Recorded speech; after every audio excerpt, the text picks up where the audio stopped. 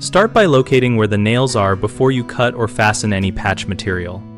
When patching a hole in a shingle roof, we first identify the rafter or truss under the damaged area, because nails are usually driven into those framing members, and aligning the patch over the center of a rafter reduces the chance of hitting a nail.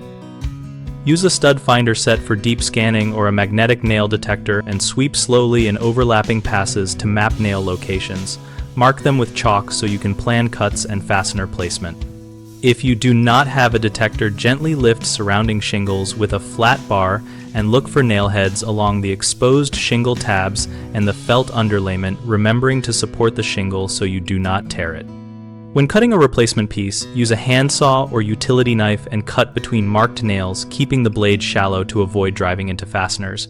Measure twice and cut once so you do not have to rework the area. Fasten the patch with corrosion-resistant roofing nails placed at least 1 inch away from any marked nail, using short nails that will not penetrate deeply into the framing if you misjudge the location. Seal every nail head with a compatible roof cement and press shingles back into place while keeping the overlapping pattern intact to maintain waterproofing. Common issues are missing a nail not detected by the tool, which can break a saw blade or puncture a worker's hand. Reduce this risk by combining magnetic detection with a physical inspection under lifted shingles and by wearing cut-resistant gloves. Another problem is placing the patch over a nail line so the patch will not sit flat and will leak.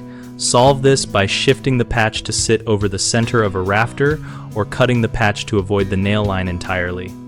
A third concern is weakening adjacent shingles when prying them up, which can cause future leaks.